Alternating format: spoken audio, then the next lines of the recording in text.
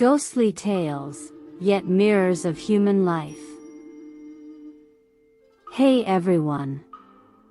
Welcome to Encountering Chinese. Ghostly Tales from Zhai. Today, I'm going to tell you a story called Gambling Talisman.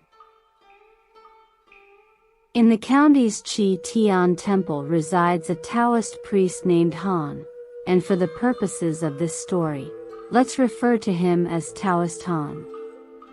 Due to his expertise in illusionary arts, the locals fondly address him as the Immortal.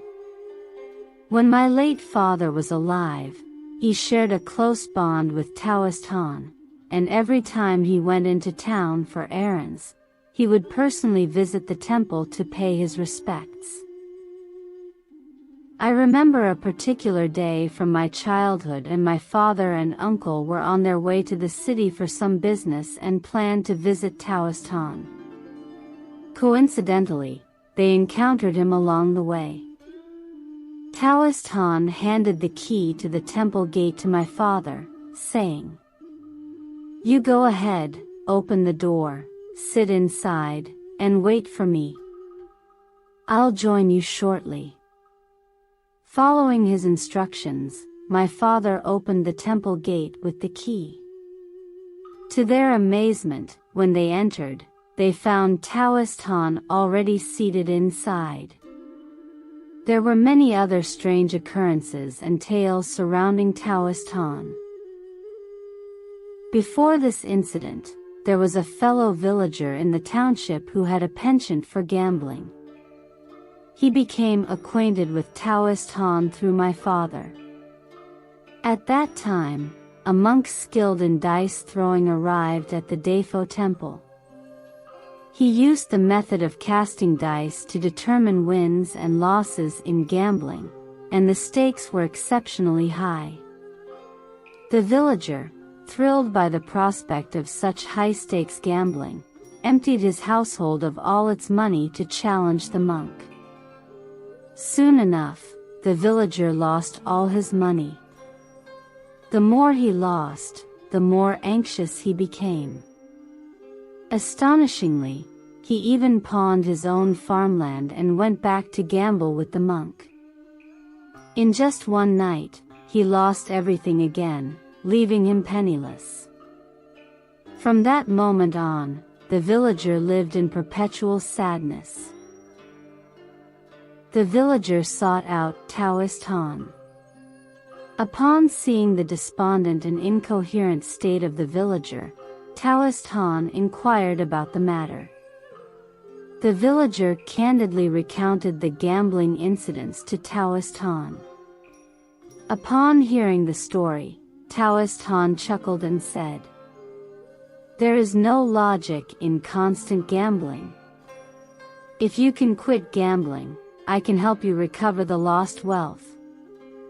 The villager, overjoyed, eagerly replied, "As long as I can regain my gambling capital, I will use an iron rod to smash those dice to pieces."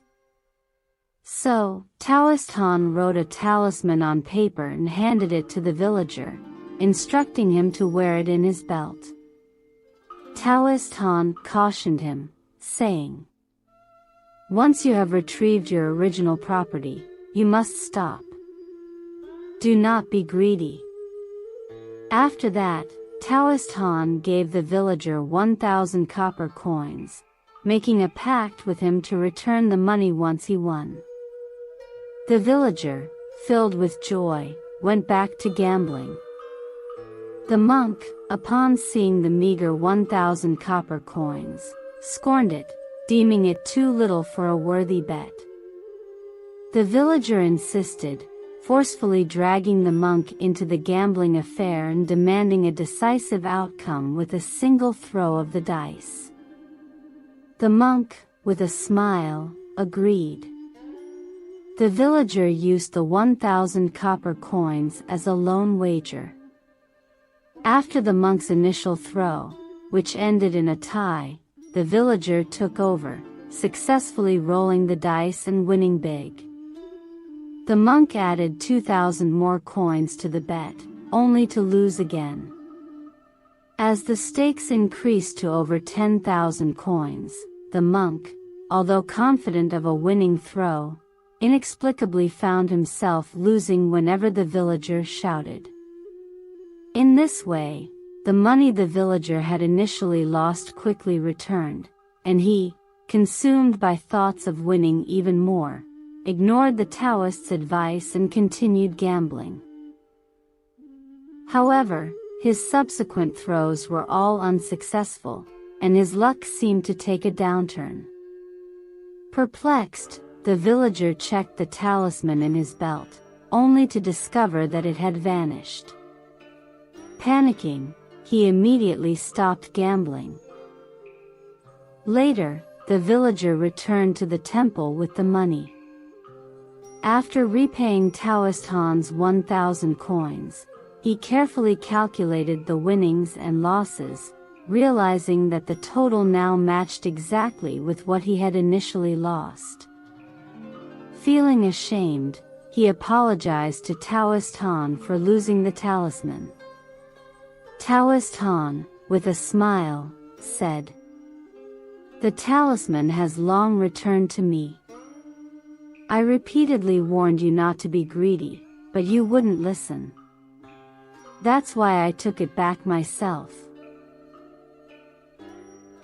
In the final remarks, the author states, "Among the various factors that lead people to squander their fortunes, none is swifter than gambling. Those who succumb to the world of vice and moral decay find themselves falling faster and more thoroughly through the abyss of gambling. Those addicted to gambling are like drowning in a sea of obsession, unaware of where the bottom lies. Business people, farmers, each has their own legitimate occupation. Scholars, especially those who study poetry, should cherish their time. Whether toiling in the fields with a hoe or immersed in scholarly pursuits, both are honorable paths to building a family and a career. Even spending leisure time chatting with friends or having a few glasses of watered-down wine is a good way to relax. Gamblers, however, join forces with dubious companions, engaging in endless night-long gambling sessions. They rummage through their belongings, placing their money in the most perilous places. They may shout and beg for the dice to be enchanted. Some spin the dice like marbles, while others shuffle cards as if wielding a fan. Their eyes dart around, seemingly attempting to see through everything. On the surface, they may appear weak, but in secret, they play dirty, employing every ghostly trick in the book. Even if they have guests waiting or being entertained at the door, their hearts are still reluctant to part from the gambling table. Sometimes, even when their houses are on fire, they remain fixated on the dice bowl. They neglect sleep and sustenance, sinking deeper into the abyss, unable to extricate themselves. They look like living ghosts with tongues worn out and lips scorched. When they have lost everything, they can only stare with bloodshot eyes at others who continue gambling. Watching the commotion and excitement in the gambling den, they begin to itch to participate again, but it's just a heroic fantasy because, looking at their empty purses, they've become penniless, leaving the gambling arena's heroes disheartened. They then roam the gambling halls with longing, feeling empty-handed and helpless. Finally, in the late hours, these individuals return home dejected, full of worries. They then start blaming and reproaching their sleeping wives, fearful of disturbing the household's dogs. At this point, they begin to feel the long empty stomach, unbearable hunger. They pick up their rice bowls, no longer daring to complain about leftover scraps. Ultimately, they may even resort to selling their sons, pawning their lands, hoping to recover their losses. Little do they realize that this throw, like a raging fire, has consumed their entire fortune, akin to fishing for the moon in a river. It's only after suffering such a heavy defeat that they begin to reflect, but by then, they have already descended into degradation. Ask yourself, among gamblers, who possesses the highest gambling skills?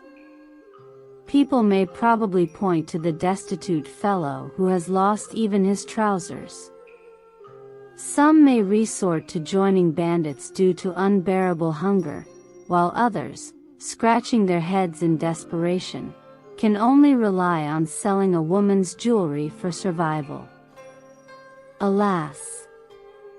Morality decays, character falters, fortunes are squandered, and names are ruined, all consequences of the pernicious habit of gambling.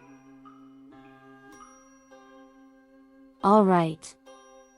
That's all for today's ghostly tale. Gambling Talisman. If you enjoyed it, please give it a thumbs up and subscribe. Please also encourage everyone to comment and share more. We'll see you in the next episode.